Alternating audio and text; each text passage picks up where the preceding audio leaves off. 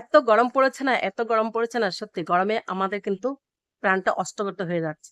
যাই হোক বন্ধুরা, এতটা গরম, এই গরমের মধ্যে আমি কয়েকটা টিপস দিতে চাই। কারণ এই গরমে কিন্তু প্রত্যেকেরই কিন্তু সর্দি, জ্বর, কাশি হয়েই যাচ্ছে। সেটা থেকে আমিও বাদ পড়িনি কিন্তু। Hi, hello, I am Seema Roy from Barasat, Kolkata. Seema lifestyle ব্লগে সবাইকে স্বাগত। আমি কয়েকটা টিপস দিচ্ছি। যদি আপনারা এই টিপসগুলো মেনে চলেন, আশা করছি আপনারা অনেকটা ভালো থাকবেন, সুস্থ থাকবেন। এটা কিন্তু হেলথ টিপস আর এটা কিন্তু হোম রেমেডি। চলুন আর কথা না বাড়িয়ে শুরু করি। এতটা গরম, গরমে প্রথমত আমরা সবাই জানি যে কথাটা সবাই আমরা জানি কিন্তু আমরা কাজে করি না। প্রথমত কিন্তু আমাদের জল বেশি খেতে হবে। শুধু জল খেলেই চলবে না কিন্তু। হ্যাঁ বন্ধুরা, শুধু জল খেলে চলবে না। আমাদের কি করতে হবে? আমাদের ১ লিটার জলে ১ চামচ চিনি, তার ২ চিমটে এরকম করে হাতে করে নিয়ে ২ চিমটি কিন্তু নুন দিতে হবে। নিয়ে কিন্তু ১ লিটার জলে মিশিয়ে সেই জলটা কিন্তু বেশি, বেশি করে খেতে হবে। এটা কিন্তু একটা স্যালাইন জল। এই যে আমরা যখন ঘেমে যাচ্ছি, ঘামটা বেরিয়ে যাচ্ছে, আমাদের শরীরে কিন্তু নুনটা বেরিয়ে যাচ্ছে। এই নুনের ভারসাম্যটা রক্ষা করবে। যখনই আপনারা বাইরে যাচ্ছেন, অবশ্যই একটা জলের বোতল সঙ্গে রাখবেন এবং সেই জলটাও যেন এইরকম স্যালাইন জল। একদম ছাতা নিতে ভুলবেন না। ঠিক আছে? বাইরে বেরোলে অবশ্যই ছাতা নেবেন।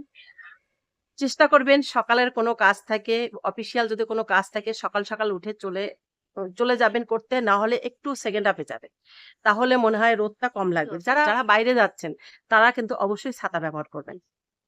ছাতা ব্যবহার না করলে কিন্তু রোদের যা অবস্থা সানস্ট্রোক হওয়ার ভয় থাকে। আপনাদের ঘরে যদি লেবু থাকে অবশ্যই লেবু খাবেন ভাতের সঙ্গে। ভিটামিন সি খেলে, ভিটামিন সি কিন্তু আমাদের রোগ প্রতিরোধকের হাত থেকে বাঁচায়, অর্থাৎ অ্যান্টিবডি তৈরি করে শরীরে। তাই জন্য ভিটামিন সিটা বেশি, বেশি করে খাবেন। লেবু খাবেন অবশ্যই। লেবু যদি না থাকে অবশ্যই ভিটামিন সি কিনে খাবেন। ভিটামিন সি ট্যাবলেট পাওয়া যায়, এভরিডে একটা করে খাবেন খাওয়ার পরে। আর যারা চা খেতে পছন্দ করেন, চা তো আমরা প্রত্যেকে কম বেশি খাই। যারা চা খেতে পছন্দ করেন অবশ্যই চাটা খাবেন।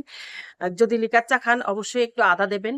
আ ১ কাপ পরিমাণ চায়ের জন্যে ১ টুকরো আদা দেবেন, ২ টো গোলমরিচ থেতো করে দেবেন, লবঙ্গ থেতো করে দেবেন। আর পারলে বাড়িতে যদি তুলসী পাতা থাকে ৬-৭ টা তুলসী পাতা দিয়ে দেবেন। দিয়ে আপনারা কিন্তু এই লিকার চাটা করে খেতে পারেন। এটা কিন্তু আপনারা চাইলে দুধ চাইও দিতে পারেন। এতে করে কি হবে? আমাদের কিন্তু শরীরের মধ্যে একটা অ্যান্টিবডি তৈরি হবে। রোগ প্রতিরোধক ক্ষমতা আমাদের গড়ে উঠবে। এই যে সর্দি কাশিটা হচ্ছে এটার হাত থেকে কিন্তু আমরা বাঁচতে পারব। যদি মনে হয় কাশির জন্য কিন্তু আমি একদমই বলব, কাশির জন্য আমি সবসময় বলতে চাই, আপনারা একটু মধুর সঙ্গে সকালবেলা উঠে মধুর সঙ্গে কয়েকটা যদি তুলসী পাতা চিবিয়ে খেতে পারেন, আর মধু যদি নিতান্ত নাও থাকে শুধু তুলসী পাতা যদি চিবিয়েও খান তাতে কিন্তু কাশিটা অনেকটা কম হবে। একদম তেল মসলা খাবার যতটা পারবেন এভয়েড করবেন। যদি মনে হয় মাছ মাংস আপনাদের খেতেই হয়, আমাদের প্রত্যেকেরই খেতে হয়, চেষ্টা করবেন হালকা ঝোল করে খাওয়ার। আর যদি চিকেন খান অবশ্যই স্টু করে খাওয়ার চেষ্টা করবেন। ঠিক আছে? প্রেসার কুকারে দিয়ে একটু লবঙ্গ, গোলমরিচ ফোড়ন দিয়ে মাংসটা দিয়ে একটু নাড়াচাড়া করে আলু, তারপর পেঁপে দিয়ে পেঁয়াজ, রসুন, আদা সবকিছুই দেবেন। কিন্তু এগুলো কাঁচা অবস্থাতে একটু নাড়াচাড়া করে জল দিয়ে দেবেন পাতলা, পাতলা করে। এটা দিয়ে ভাতও খেতে ভালো লাগে আর রুটিও খেতে ভালো লাগে। আর এটা শরীরের স্বাস্থ্যের জন্য অনেক উপকার। আর মাছ যদি পারেন অবশ্যই জ্যান্ত মাছ খাওয়ারই চেষ্টা করবেন। যাই হোক, রান্নাটা যেন হালকা পাতলা রান্না হয়। এক কথায় এইটাই। আর যারা বাইরে খান, যারা রেস্টুরেন্ট খেতে পছন্দ করেন, বাইরে খেতে পছন্দ করেন, চেষ্টা করবেন এই সময়টা একটু কম খেতে। যদিও খেতে হয় সপ্তাহে ১ দিনই খাবেন।